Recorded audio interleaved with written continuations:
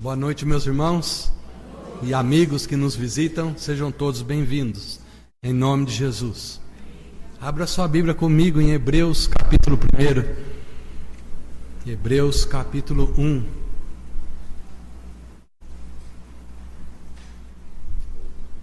Antes de lermos o texto sagrado, deixa eu lhe dar um pano de fundo da carta aos Hebreus, desta epístola tão preciosa para o cristianismo. Após a destruição do templo de Herodes pelo exército romano no ano 70, lá em Jerusalém, milhares de judeus convertidos ao cristianismo passaram a enfrentar uma maciça perseguição por parte dos próprios judeus, do judaísmo do primeiro século. Judeus, hebreus convertidos ao cristianismo passaram a enfrentar uma ferrenha perseguição religiosa. A partir do ano 70, lá do primeiro século, 30, 40 anos depois da morte do Senhor Jesus, eles estavam sendo tentados a abandonar a sua fé, a fé cristã, e voltar para a religião dos seus pais, o judaísmo do primeiro século.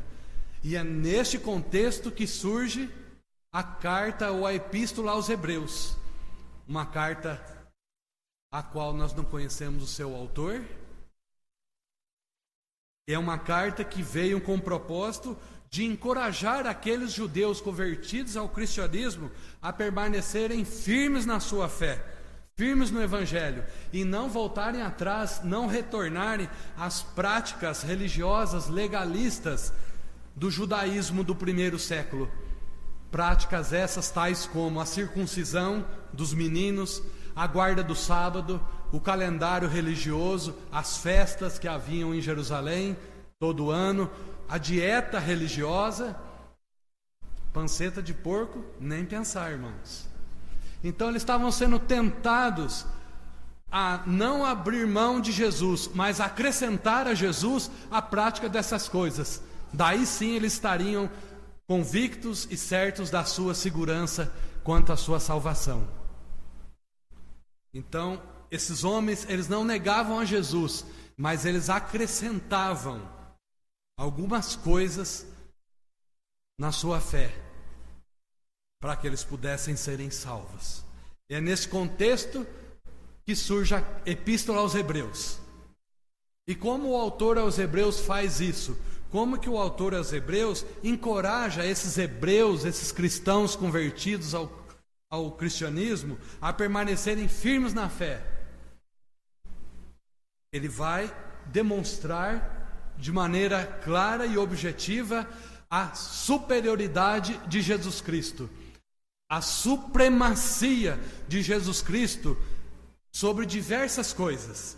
Em toda a carta, nós veremos que Jesus Cristo é superior a alguma coisa.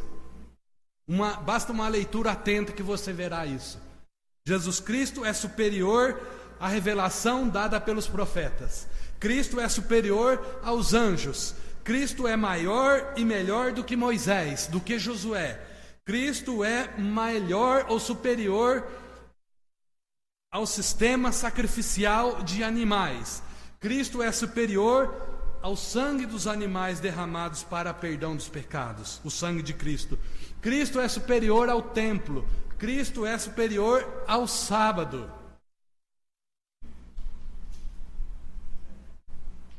O objetivo, portanto, desta carta é mostrar a superioridade e a supremacia de Jesus Cristo sobre tudo e sobre todos. Mas nessa ocasião nós leremos apenas os versos 1 a 4. Acompanhe comigo a leitura de Hebreus capítulo 1, verso 1. Havendo Deus outrora falado muitas vezes e de muitas maneiras aos pais pelos profetas, nesses últimos dias nos falou pelo Filho, a quem constituiu o herdeiro de todas as coisas, pelo qual também fez o universo, pelo qual fez também o universo. Ele é o resplendor da glória de Deus, a expressão exata do seu ser, sustentando todas as coisas pela palavra do seu poder. depois de ter feito a purificação dos pecados, assentou-se à direita da majestade nas alturas, tendo se tornado tão superior aos anjos, quanto herdou mais excelente nome do que eles. Amém. Senhor nosso Deus, estamos diante da Tua palavra, revelada aos profetas, aos apóstolos, aos evangelistas, aos escritores sagrados, a quem o Senhor inspirou para deixar registrado a Tua vontade, boa, perfeita e agradável a nós, a Igreja do Senhor. Fale conosco por meio dela, em nome de Jesus, que nós te pedimos e rogamos. Amém. O tema dessa noite é: Deus não está em silêncio. Deus não está em silêncio. Nós olharemos para esses versos e tentaremos extrair deles o argumento que nos leva a essa afirmação, que Deus não está em silêncio. A primeira coisa que eu quero destacar para você, verso 1 e o verso 2, parte A, é que Deus se revela. Deus se revela. O cristianismo criou um conceito chamado de revelação. Revelação progressiva, para explicar como Deus foi se revelando gradualmente ao seu povo ao longo da história bíblica.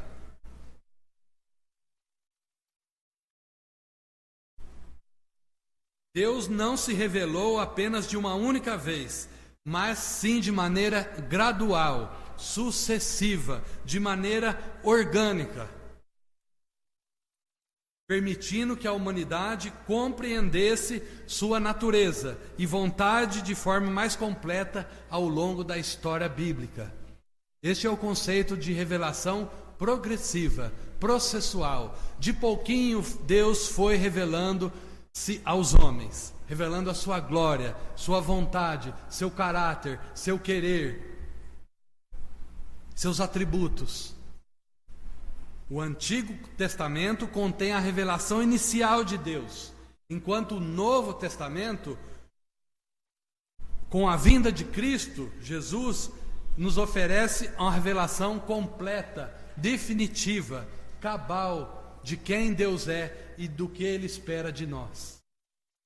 O Novo Testamento é o ápice dessa revelação que Deus fez de si mesmo aos homens pecadores. Deus não é um Deus que se escondeu. Quando Adão e Eva pecaram, Deus foi atrás deles e se revelou a eles. O que foi que vocês fizeram? Como vocês sabem que estão nus? Eu não falei nada para vocês? Vocês desobedeceram o meu mandamento? Portanto, a teologia, o cristianismo nos apresenta um Deus que se revela. Ele tira o véu de si mesmo, ele se descortina para que o homem o conheça. E conhecendo a Deus, o homem pode conhecer a si mesmo. É disso que se trata o verso 1 e a primeira parte do verso 2. Deus se revelou.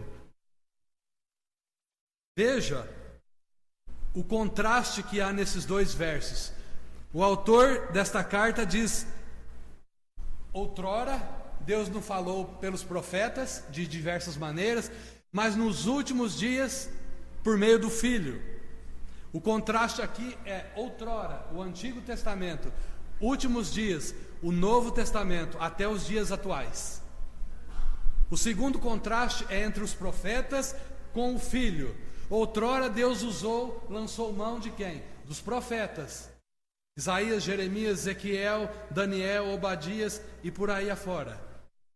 Mas nos últimos dias, Deus nos falou através do Filho, não mais através de profetas, mas através do Filho. É o segundo contraste que há nesses dois primeiros versos. Nos mostra então a progressão da revelação de Deus aos homens. Isso sem falar das vezes, muitas, que Deus falou pessoalmente com Adão, com Eva, com Caim, com Abraão, com Noé, com Moisés.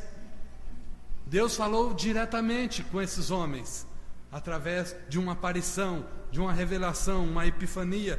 Mas Deus falou também aos homens de diversas maneiras, dentro de um peixe, através de uma diversidade enorme de profetas, outrora, e nesses últimos dias por meio do Filho. Os últimos dias é uma expressão, me fugiu o termo, tipo assim, a carne é fraca, uma expressão, tem um nome para isso, se eu lembrar eu volto a ela. É uma expressão que significa o quê? O período que compreende entre a vinda de Jesus e até a sua gloriosa volta, seu retorno glorioso. Compreende então entre o nascimento, morte e ressurreição de Cristo e o fim, quando Cristo retornara para a sua igreja. Estes são os últimos dias. Esse período compreende. E nesse período, o autor de Hebreus diz que Deus nos falou por meio de quem? Do Filho. Lembra do Monte da Transfiguração? Mateus capítulo 6. Jesus toma consigo Pedro, Tiago e João, os três mais íntimos ali do colégio apostólico, leva até o Monte Tabor, e ali Cristo é transfigurado. Deus aparece e diz: este é o meu filho em quem eu me comprazo, a ele ouvi. Eles quiseram fazer uma cabana para Moisés, outra para Elias, outra para Jesus. Não, para com isso, vocês não entenderam. A revelação de Moisés e de Elias já passaram. O Elias como representante dos profetas, Moisés como representante da lei, já haviam cumprido seu propósito de trazer a revelação que Deus deu a eles. Agora vocês vão ouvir o Filho. A ele ouvi, o meu filho em quem eu tenho prazer e me comprazo. É uma ilustração que eu trago para você, para clarear esse primeiro ponto, onde Deus se revela. Agora os apóstolos já possuíam a revelação completa e perfeita de Deus na pessoa de Cristo Jesus. Portanto, Deus se revelou aos nossos pais por meio dos profetas, e a nós, nos últimos dias, tem nos falado por meio do Filho. Esse é o nosso primeiro ponto. Deus se revela, Ele não se esconde. E isso nos leva ao segundo ponto, versos 2, parte B e o 3. O autor aos Hebreus vai destacar agora a supremacia do Filho de Deus. Como que o autor desta carta destaca a supremacia de Jesus? Ao demonstrar que nesses últimos dias o Pai tem nos falado por meio do Filho. E para demonstrar que o Pai tem nos falado por meio do Filho, Ele nos dá 7 razões, 7 motivos, porque Ele continua falando à igreja por meio do Filho. E nós veremos essas 7 razões de maneira bem objetiva. Verso 2. Deus continua falando à sua igreja por meio do Filho, porque Deus constituiu o Filho herdeiro de todas as coisas. Verso 2. Deus constituiu o seu Filho herdeiro de todas as coisas. No século XIX, houve um teólogo reformado na Holanda, primeiro-ministro da Holanda, chamado Abraham Kuyper. Esse homem disse uma frase que é conhecida até hoje, século XXI, nesse sentido, que Jesus é o herdeiro de todas as coisas. Esse homem, esse pastor, esse teólogo disse o seguinte: em toda a criação não há 1 centímetro quadrado sequer que Jesus não possa reivindicar que é seu. 1 centímetro quadrado sequer não há em toda a criação que Jesus possa reivindicar: é meu, porque o Pai me constituiu herdeiro do quê?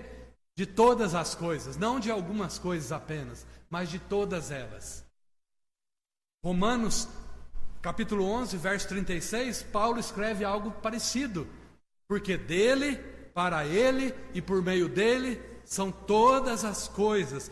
Glória a Ele, pois, eternamente. Amém. Paulo compreendeu, lá pelas tantas, lá no capítulo 11 de Romanos, que tudo pertence a Deus, tudo foi criado por Ele e também é para Ele e por meio dele.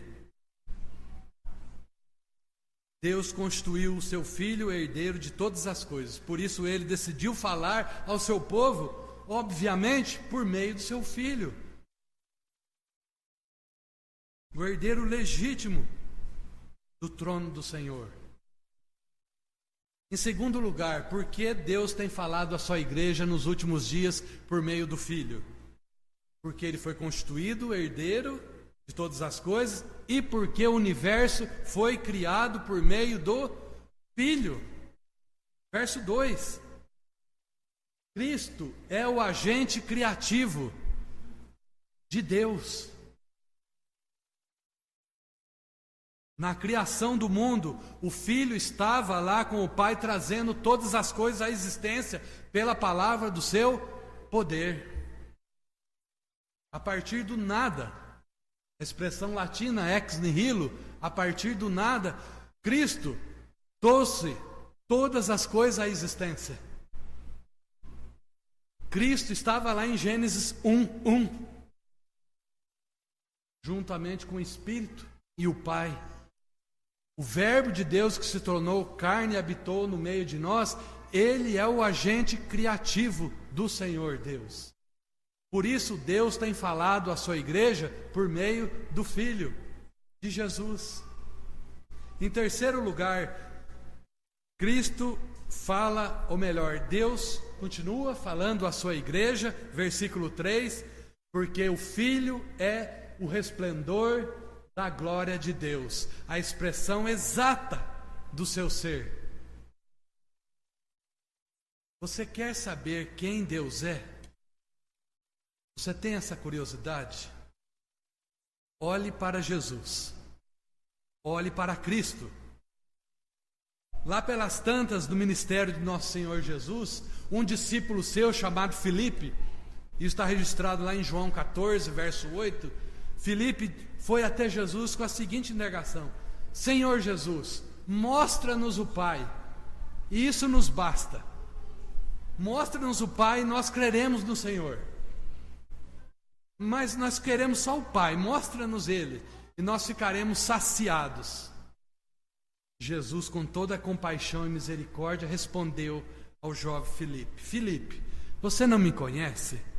Mesmo depois de eu ter estado tanto tempo com vocês, durante tanto tempo, você não me conhece? Quem me vê, vê o Pai, Filipe. Como você pode dizer, mostra-nos o Pai, Filipe? Você não crê que eu estou no Pai e que o Pai está em mim?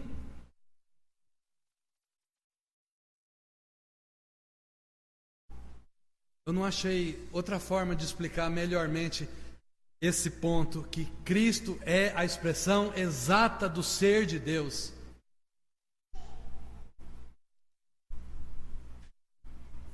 Paulo, escrevendo aos Colossenses, capítulo 2, verso 9, também disse assim: porque em Cristo habita corporalmente toda a plenitude da divindade. Toda a plenitude da divindade de Deus habita corporalmente em Jesus Cristo. E no capítulo 1 ainda de Colossenses, verso 15, está a famosa afirmação que Ele, Cristo, é a imagem do Deus invisível. Se tornou até letra de música. Cristo é a imagem do Deus invisível, é o reflexo, é o espelho, é o reflexo na água, um do outro. A expressão exata do ser de Deus está em Jesus Cristo. Por isso Ele decidiu falar nos últimos tempos por meio do Filho. Em quarto lugar, versículo 3 ainda, porque Deus nos fala por meio do Filho? Porque Cristo sustenta todas as coisas pela palavra do seu poder. Verso 3. Depois de criar todas as coisas em 6 dias, Deus passou então a fazer outra coisa, a governar, a sustentar, a reger, a dirigir o mundo criado por meio da sua poderosa palavra. Isso os teólogos chamam de providência. Nosso Deus é um Deus providente. Ele não é um Deus que criou o mundo, deu corda no mundo e deixou ele funcionando sozinho e saiu de cena. Não, nós não somos deístas. Deístas com D de dado. Nós somos teístas, com T de tatu. Essa é a diferença aqui.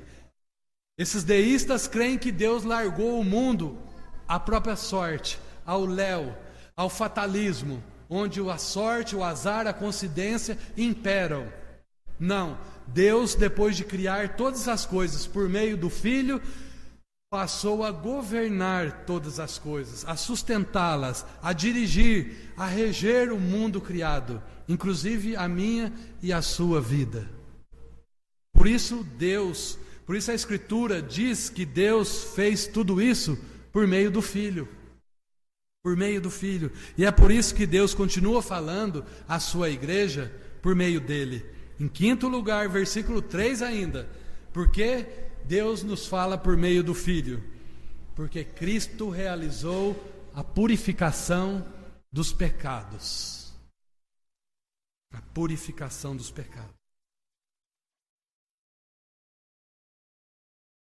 Já vimos aqui que um dos propósitos desse livro é justamente demonstrar a superioridade do sacrifício de Cristo sobre todo o sistema sacrificial que havia em Israel.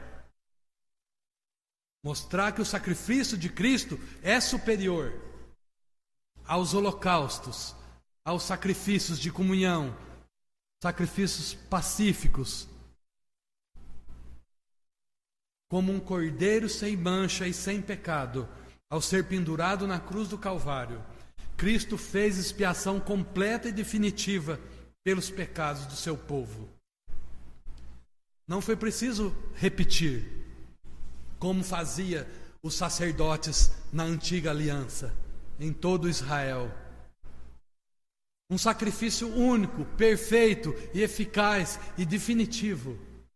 Cristo apresentou-se uma única vez a si mesmo a Deus como cordeiro perfeito para tirar o pecado de todos aqueles que lhe pertencem. De todos aqueles que lhe pertencem, em todas as épocas, em todos os séculos, enquanto Cristo não voltar. Cristo é esse cordeiro perfeito que faz a purificação dos pecados de todos aqueles que lhe pertencem. A pergunta que você deve estar fazendo pode ser: como eu sei que eu pertenço a Ele? Como eu sei, como eu posso saber que eu pertenço a Ele? A resposta é simples. Se você amá-lo, se você ama Jesus, se você ama o Filho de Deus, que fez a purificação com a sua própria vida, mediante o derramamento do seu sangue, você pode ter certeza que você está dentre aqueles que lhe pertencem. Se você o ama, não digo com todo o coração, alma, força e entendimento, porque isso jamais nenhum pecador conseguiu amar a Deus dessa maneira. Apenas Jesus Cristo amou a Deus com todo o coração, alma, força e entendimento durante todos os dias de sua vida. Mas um mínimo de amor, um anseio por Cristo, afeição, amor, um desejo de conhecê-lo. Porque para com Cristo há apenas duas atitudes adequadas: ou nós odiamos a Cristo ou nós o amamos. Não há como ficar em cima do muro. Não há indecisão diante do Cordeiro que purifica os pecados. Não há como ser indiferente, hostil, muito menos ainda. Ou nós amamos ou nós odiamos. Porque Deus tem falado à sua igreja por meio do Filho. Sexto lugar, porque Cristo se assentou à direita da majestade nas alturas. Verso 3. Lembra da oração que Jesus fez em João 17? Pai, restitui-me com a glória que eu tinha contigo antes que houvesse mundo. O Pai ouviu essa oração do Filho. O Filho foi restituído ao estado de glória, onde sempre esteve eternamente. A teologia chama isso de estado de exaltação, estado de glória. Cristo experimentou o estado de humilhação e o estado de exaltação. O estado de humilhação iniciou-se com o seu nascimento, com a encarnação. Um Deus despindo da sua glória e assumindo uma forma humana e entrando dentro de um ventre, de um útero de uma mulher virgem. Isso para um Deus é uma humilhação. E essa humilhação atingiu seu ápice na cruz do Calvário, na sua horrenda crucificação, morte, sepultamento e morte e condenação. Então esse é o estado de humilhação. Entretanto, no terceiro dia em que Cristo ressurgiu dentre os mortos, ali iniciou-se o seu estado de glorificação, de exaltação. A exaltação compreende a ressurreição do Filho, a ascensão do Filho após 40 dias entre os seus discípulos e culmina na entronização, estar assentado de volta à direita da majestade nas alturas. Deus Pai ouviu a oração que o Deus Filho fez em João 17. Pai, restitui-me com aquela glória que eu tinha com o Senhor antes que houvesse mundo. Eu o restituirei, meu filho. Daqui a poucos dias você será restituído a ela. Cristo foi novamente entronizado num trono de glória. Por isso Deus decidiu falar ao seu povo por meio do Filho. E em último lugar, versículo 4. Cristo, ou melhor, Deus fala à sua igreja por meio do seu Filho, porque Cristo é superior aos anjos e recebeu ou herdou um nome mais excelente que o deles. Esses cristãos hebreus, eles estavam sendo tentados a oferecer culto aos anjos. A igreja de Colossos, a carta que Paulo escreveu aos Colossenses, também Paulo relata essa heresia.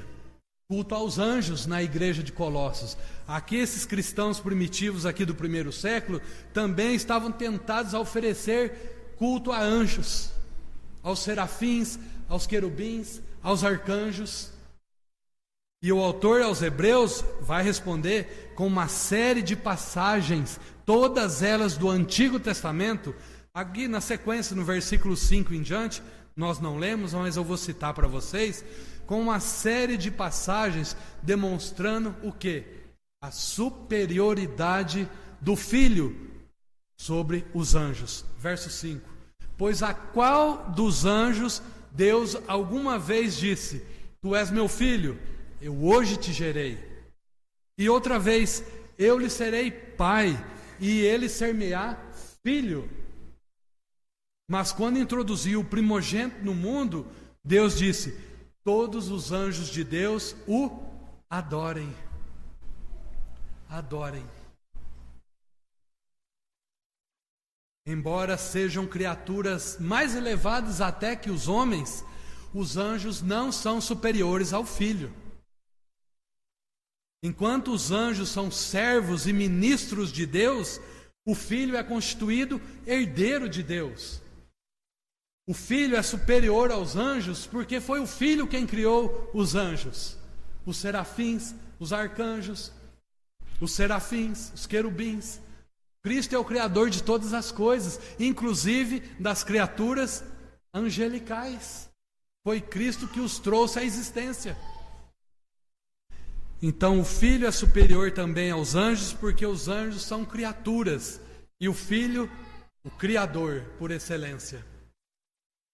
Lembra que no nascimento do Filho, os anjos apareceram e o adoraram naquela noite escura que se tornou clara. Os anjos o adoraram. E na sua tentação no deserto, depois de 40 dias, os anjos o fortaleceram. Um dos evangelistas registra isso. Que anjos fortaleceram o filho após a tentação no deserto.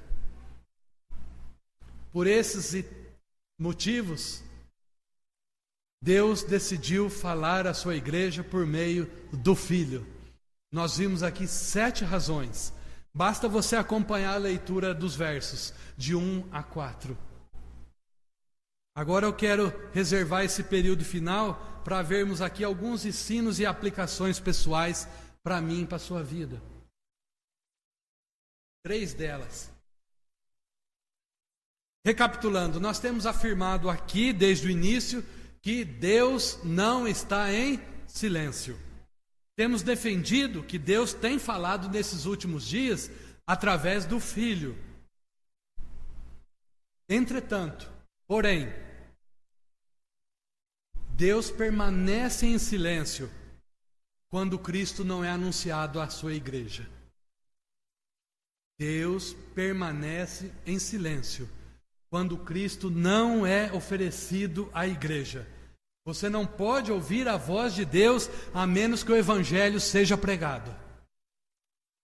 Repito, você não pode ouvir a voz de Deus se o Evangelho não for pregado. Paulo disse em Romanos 10 que a fé vem pela pregação e a pregação pela palavra de Cristo. Romanos 10, 17. Num púlpito, meus irmãos, é possível falar sobre tudo aqui, menos da novidade de vida que há em Cristo Jesus, mediante o arrependimento dos pecados e a fé pessoal em Jesus Cristo como Senhor e Salvador. Hoje, fala-se sobre cura interior da alma. Que a resposta que você procura está dentro de você. Como ter uma autoestima elevada. Como liberar perdão. Como repreender demônios. Que você é o ponto fraco de Deus. É isto o que está aí nas redes sociais. Pregações ditas evangélicas. E são os vídeos mais visualizados nas casas dos milhões de visualizações. Mas isso não é o Evangelho. Fique certo disso. É possível falar sobre tudo, menos como Deus está redimindo a humanidade caída através da pessoa bendita do Redentor Jesus Cristo. Sendo assim, meus irmãos, Deus permanece em silêncio se o Evangelho é sonegado à igreja. É impossível ouvir a voz de Deus se o Evangelho não lhe for pregado. Deus se cala quando a pessoa e a obra de Cristo, do seu Filho, não são apresentados aos pecadores perdidos. Deus simplesmente se cala. E não há nada mais trágico para o povo de Deus do que ser privado da única mensagem que pode restaurar os fracos na fé, levantar os caídos e resgatar os perdidos. Não há nada mais trágico para o povo de Deus ser privado dessa mensagem salvadora. O culto público é o local por excelência que o Senhor estabeleceu para falar de maneira pactual com seu povo, mediante a pregação da palavra de Cristo. Lembra que o pastor sempre nos recorda aqui que o culto é um diálogo pactual entre Deus e seu povo, e ele o faz por meio da pregação das Escrituras, por meio da exposição do Evangelho de Jesus Cristo. E Deus escolheu falar aos pecadores por meio da pregação, por meio da loucura da pregação do Evangelho. Paulo escreveu aos Coríntios: para humilhar os fortes e para silenciar os sábios, os sabidos deste mundo. Deus escolheu, por meio da loucura da pregação do Evangelho, silenciar os sábios e humilhar aqueles que se acham fortes. Não preciso disso. Sou mais sábio do que Deus. Isso exatamente para humilhar os fortes e silenciar os sábios deste mundo. Portanto, Deus somente pode falar à sua igreja se o evangelho do seu Filho for pregado com fidelidade ao seu povo. Caso contrário, você ouvirá a voz de homens, mas não a de Deus. Deus não tem nada a falar à sua igreja quando o seu Filho é omitido, é esquecido, é sonegado. Este é o primeiro ensino que nós podemos tirar aqui de toda essa passagem. Não permita, portanto, ser iludido, ser enganado com um falso evangelho, com um evangelho diluído, pervertido, adulterado como um combustível. Não permita, não caia nessa cilada de Satanás. Deus fala ao nosso coração à medida em que ele é exposto pela luz da verdade do evangelho da glória de Cristo. Amém? O nosso segundo ensino, meus irmãos, o primeiro foi que Deus permanece em silêncio quando Cristo ou o seu evangelho não é anunciado. O segundo ensino é que Deus também permanece em silêncio quando presumimos que já conhecemos tudo sobre Ele. Deus se cala. Afinal, são mais de 40 anos fazendo a mesma coisa, domingo após domingo. Eu não tenho mais nada que aprender, eu só tenho agora a oferecer. São 50, 60 anos na mesma rotina, cada 7 dias, no primeiro dia da semana, domingo após domingo. Quando presumimos que conhecemos tudo de Deus, Deus permanece em silêncio. É como se nós não tivéssemos ouvido a sua voz. Não podemos ouvir a voz de Deus quando ignoramos ou desprezamos a sua palavra. O maior pecado que podemos cometer num culto público é nos acostumarmos com o sagrado, com as coisas do Senhor. É presumirmos que não precisamos aprender mais nada. É presumirmos que conhecemos já tudo de Deus. É presumir que as minhas credenciais me introduzem no reino dos céus. É presumir que eu não tenho mais que confessar pecados e nem abandoná-los. É nos preocupar apenas com o que eu tenho que fazer e não com o que eu vou receber. É não darmos a devida atenção ao que está sendo pregado, ensinado, exigido de mim e de você, semana após semana. O que fazemos, irmãos, não é mais importante daquilo que aprendemos. Nós não podemos nos tornar mero colecionadores de sermões. O culto público exige, ou melhor, no culto público, a primazia da pregação exige de nós alerta máximo, máxima atenção. Não podemos presumir que não necessitamos mais da graça de Deus. Enquanto vivermos, necessitaremos da graça de Deus, porque nós não estamos ainda prontos. Eu não estou pronto, vocês não estão prontos. Deus está restaurando a imagem de Cristo em nós, a qual um dia foi quebrada, pervertida, torcida pelo pecado. Deus está fazendo isso ainda em nós, por meio do seu Filho. Então, irmãos, nós não podemos permitir que qualquer e todo conhecimento se torne em orgulho, longe de nós, porque os orgulhosos não podem também ouvir a voz de Deus.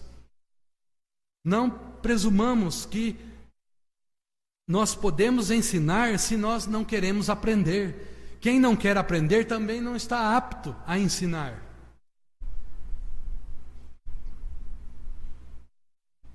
Ninguém está apto a ensinar se não há humildade para o aprendizado. Deus não tem nada a falar para a igreja quando ela ignora a supremacia do Filho de Deus. Deus permanece em silêncio quando o evangelho do seu filho é sonegado. Deus permanece em silêncio quando presumimos que não precisamos mais de Deus.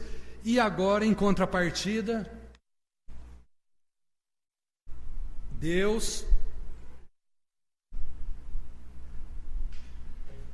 não permanece em silêncio, quando Cristo é anunciado, mediante a pregação fiel das Sagradas Escrituras, sendo recebida com fé em nossos corações.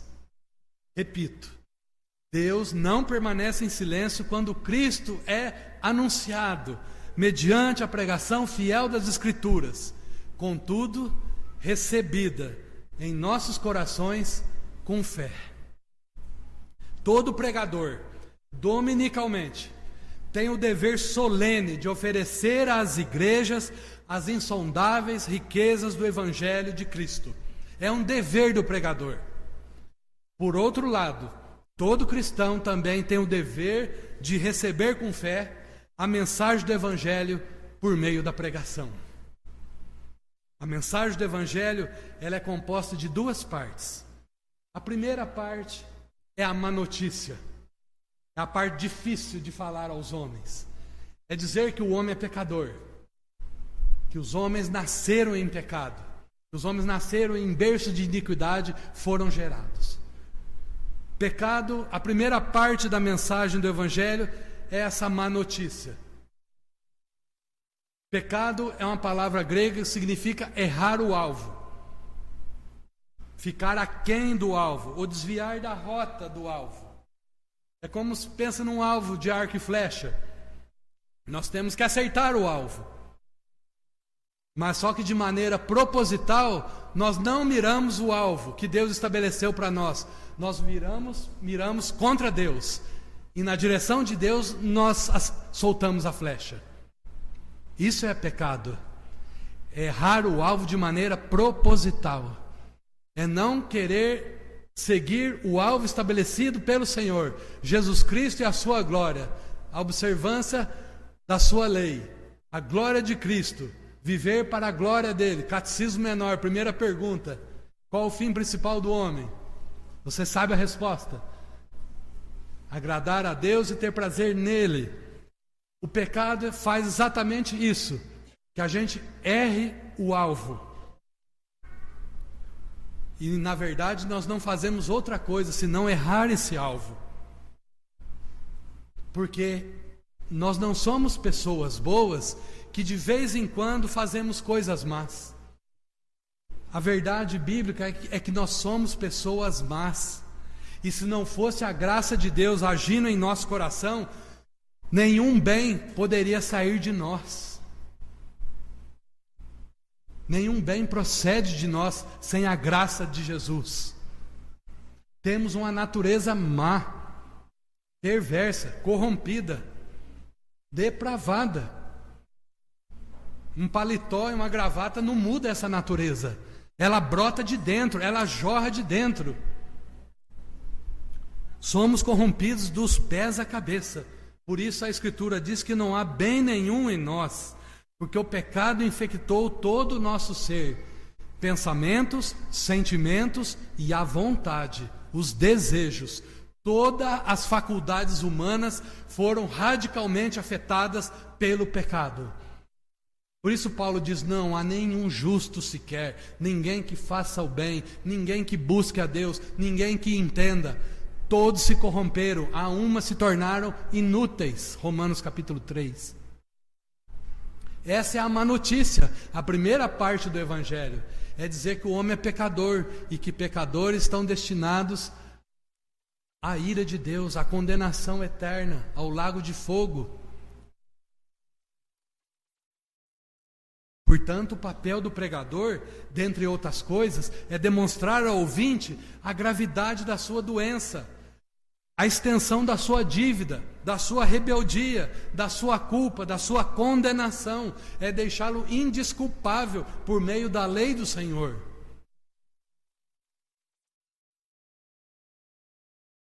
Nenhum doente procura um médico enquanto não se dá conta que está doente. Ele vai tomando ali um dipirona, Ele não sabe da gravidade da sua doença, que é o pecado, comparado a um câncer terminal.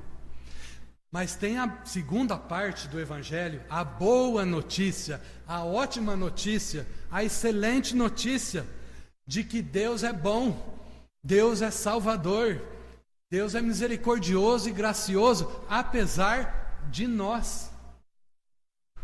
A boa notícia é que Jesus Cristo é a cura para a nossa doença, que se chama pecado. A boa notícia é que Deus provê um fiador para quitar a nossa dívida. Uma coisa é o devedor arrumar um fiador para ali garantir a sua dívida, fazer um seguro fiança, dar uma casa em caução, em garantia. Ou você não quer ser meu fiador? Eu não, larga a mão disso. Mas aqui o Evangelho é o próprio credor quem providencia um fiador para você quitar as suas dívidas, que você e eu não damos conta de quitá-la. Já parou para pensar nisso? O credor providencia um fiador para o devedor. Em nenhum outro mais lugar você encontrará isso, a não ser no Evangelho de Jesus Cristo. Por isso é a boa notícia. Também a boa notícia de que Deus providenciou um mediador para restabelecer a paz entre nós e Deus. O nosso estado de rebeldia, hostilidade, por natureza contra o Senhor, contra tudo que se chama Deus. A boa notícia é que Cristo foi condenado a morrer numa cruz romana em nosso lugar para pagar pelos nossos pecados. Não só morreu, mas ele também ressuscitou. Porque se ele permanecesse morto, de nada valeria a sua morte. Mas Deus o ressuscitou ao terceiro dia para vindicar o seu Filho, para falar ao mundo todo que o sacrifício dele foi eficaz e efetivo para cobrir uma multidão de pecados de todos aqueles que são o seu povo, a quem lhe pertencem. Essa é a boa nova do Evangelho. Naturalmente temos a tendência de rejeitar o Evangelho. Por quê? Porque não queremos reconhecer quem nós somos e o quanto estamos afastados de Deus. No entanto, toda vez que o Evangelho é anunciado, o megafone de Deus, Deus está chamando os pecadores para terem comunhão com Ele por meio da fé no seu Filho. As mesmas deficiências que os cristãos hebreus enfrentavam no primeiro século nos afligem ainda hoje. Somos tentados a colocar a nossa esperança, a nossa confiança em algumas outras coisas que não somente o Evangelho. Isso nos leva ao fracasso espiritual. A questão não é se Deus está em silêncio, mas se estamos atentos para ouvir a sua voz mediante a pregação de Cristo e recebê-la com fé em nosso coração. Nessa noite, meu querido irmão, ouça a voz do Senhor. Não endureça o seu coração. Não resista à voz do Espírito. Deus está te chamando para se render a Ele e confiar nele e crer nele e nunca mais abandoná-lo. Esses são os 3 ensinos que nós podemos tirar aqui, dentre outros, nessa pequena porção da palavra do Senhor.